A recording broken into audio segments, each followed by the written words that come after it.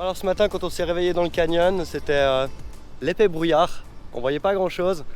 Et du coup en se levant on s'était dit que c'était la bonne journée pour retourner un peu à la civilisation. Donc on avait pas mal de routes parce qu'on était vraiment perdus dans des canyons loin des villes. Donc on avait presque 250 km à faire dans le brouillard. Et là du coup on est arrivé dans la première ville, on a essayé de chercher une connexion dans un café. Et c'était vraiment super sympa, on a rencontré plein de Saoudiens. Ils nous ont offert le café, on a essayé de payer plein de fois, ils nous ont offert à manger, impossible de payer. Plein de jeunes qui sont venus discuter avec nous. Et du coup on est resté, profiter de la connexion internet. Et puis là on va repartir. On va essayer, le soleil va se coucher dans 1 heure, du coup on va essayer de trouver un petit coin hors de la ville pour aller dormir. Allez, à toutes.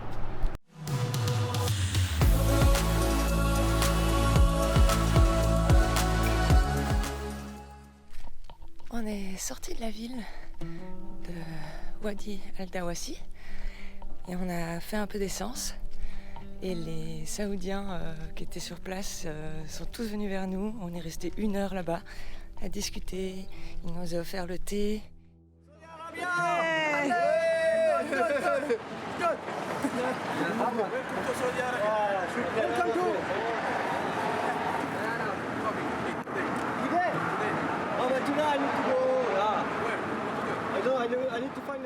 Il y en a même un qui nous a invités à voir le café arabe aujourd'hui avec lui.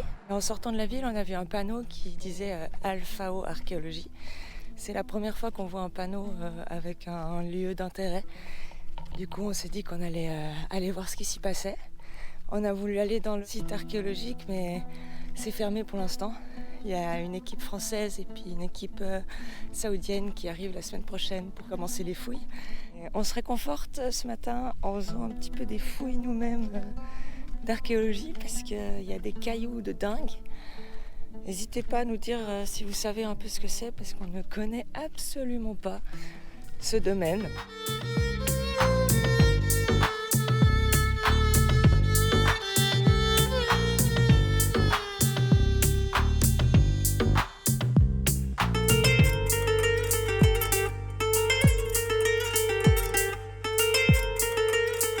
Vraiment en traversant des voies en Arabie Saoudite.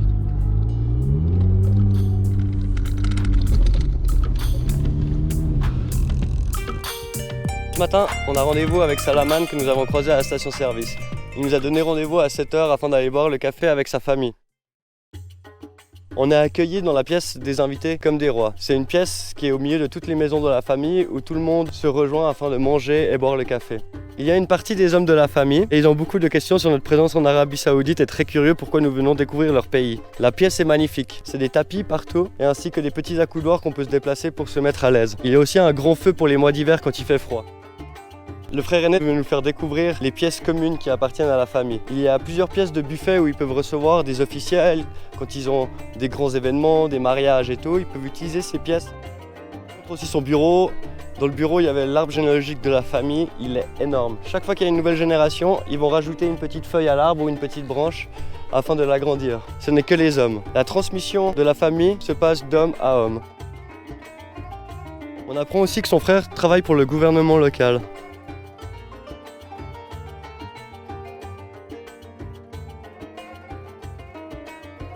Par la suite, il va nous faire visiter le terrain de la famille. Il faut savoir que c'est une très grande famille et qu'il y a plein de maisons. Et toutes les maisons, c'est les maisons de ses frères ou de ses cousins. Et ils sont vraiment tous sur le même terrain. Et chaque fois qu'il y a un nouveau qui va se marier, ils vont recréer une maison. Ils ont aussi une partie du bétail qui est sur le terrain. Ils ont leurs chameaux, leurs chèvres.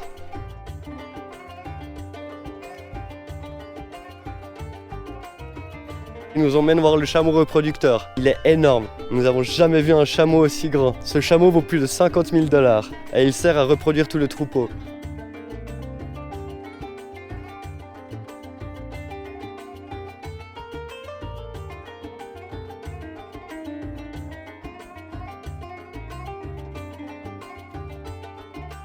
Après avoir vu comment nous étions étonnés par ce énorme chameau, il nous proposait d'aller voir le marché aux chameaux du village. Il nous explique que les blancs sont plus chers parce qu'ils ont un joli look, ils ont des longs cils et ils sont plus jolis.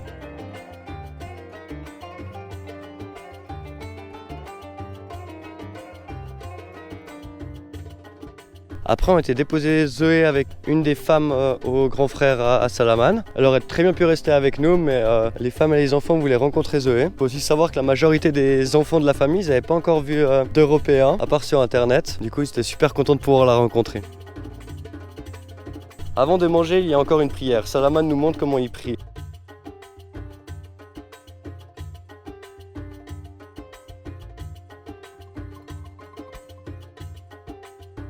Pour moi, c'est l'heure de ma première kebsa de chameau.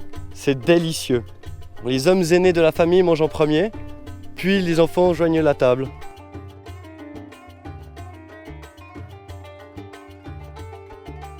Quand vous rentrez dans une maison en Arabie Saoudite, il faut toujours enlever vos chaussures. Et moi, avec mes baskets européennes, je vous garantis qu'avec la chaleur et l'humidité, quand j'enlève mes chaussures, c'est pas très agréable pour les autres personnes. Alors j'ai proposé à Salamanque qu'il me montre un magasin de chaussures, afin que je puisse me mettre à la mode saoudienne.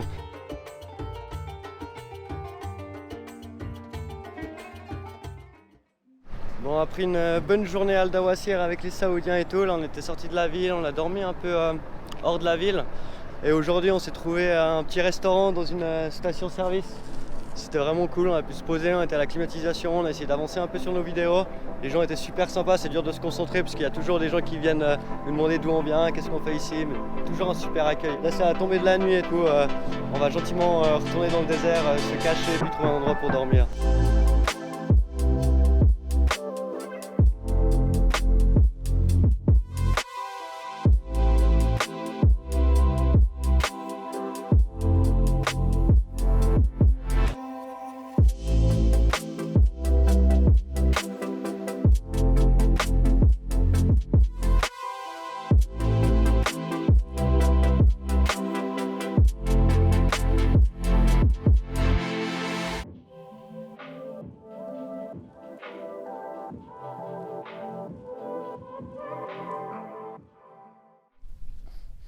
Alors là on est à une centaine de kilomètres de Wadi Al Dawasir dans un canyon, on est vraiment à la limite d'un parc naturel qui est juste derrière. Comme vous pouvez le voir avec les paysages, il y a des millions d'années ici, on était sous l'eau. Du coup on retrouve des magnifiques petits fossiles de coquillages, il y en a un peu partout.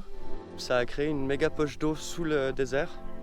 Et cette poche d'eau en fait ils pompent à l'intérieur et puis ça leur permet en fait d'irriguer leurs champs. Si vous regardez sur Google Maps la carte de Wadi Al Dawasir, vous allez voir des centaines de champs ronds. Et ces champs ronds, en fait, ils viennent de cette station de pompage qu'ils ont mis à travers la ville et ils pompent dans cette nappe phréatique d'eau. C'est un phénomène qu'on retrouve à différents endroits en Arabie Saoudite.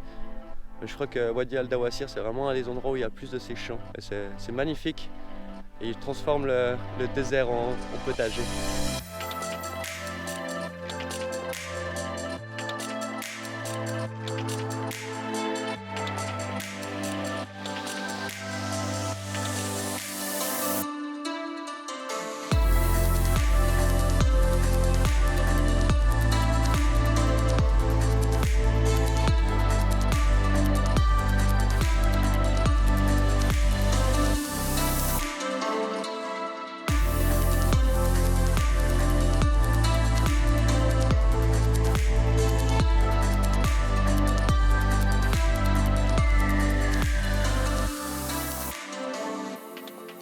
Alors normalement on nettoie pas trop la voiture, mais là on a trouvé un petit spot pour nettoyer la voiture. Ouais, voilà, elle était vraiment dégueu et tout, puis du coup on lui fait un petit coup.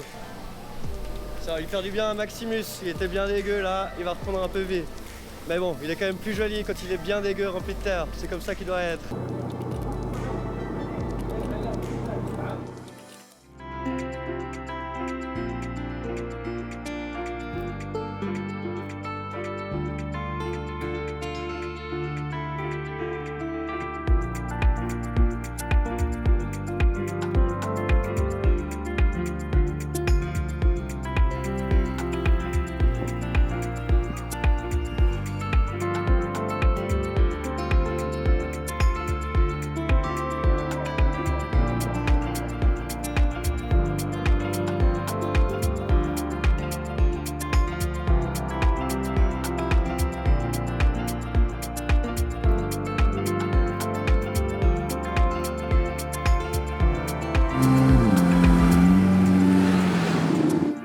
Là, on se trouve dans le sud de Wadi Al Dawasir, près de la région montagneuse d'Assir. C'est déjà plus vert.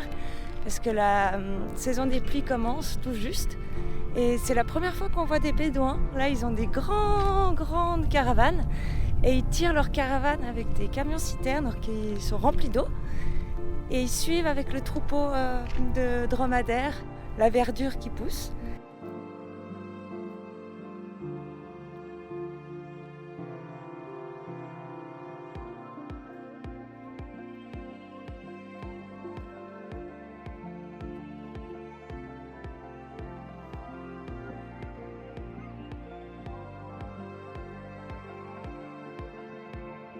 On a été faire le plein, on a trouvé une belle station. C'est rarement comme ça. Et ils ont de la 95, parce que souvent, dans la plupart des stations saoudiennes, ils ont presque de la 91. Comme vous avez pu le voir, l'essence, c'est pas très cher en Arabie Saoudite. Mais notre petit Maximus, il en boit aussi rapidement qu'un valaisan à la Fort du Valais, environ 15 litres au 100. Et on essaie de faire quand même attention, on ne fait pas beaucoup de kills, et puis surtout que quand on est sur les pistes, ça nous permet vraiment de baisser notre consommation d'essence. On va quitter la région de Wadi Al Dawassir, ça fait environ une semaine qu'on est dans la région, on a vécu vraiment des bonnes expériences. On s'est retrouvé à un petit restaurant pour manger, vous allez vraiment manger pour pas grand chose, pour moins de 10 francs, vous allez pouvoir manger, boire des cafés et rester dans des petits restaurants la journée, il y a de la climatisation, c'était vraiment top. Et là on prend la route, on part direction le Yémen. On va aller longer la frontière, on profite, il y a un cessez-le-feu entre les deux pays depuis quelques mois et du coup on profite de ce cessez-le-feu pour aller visiter la région.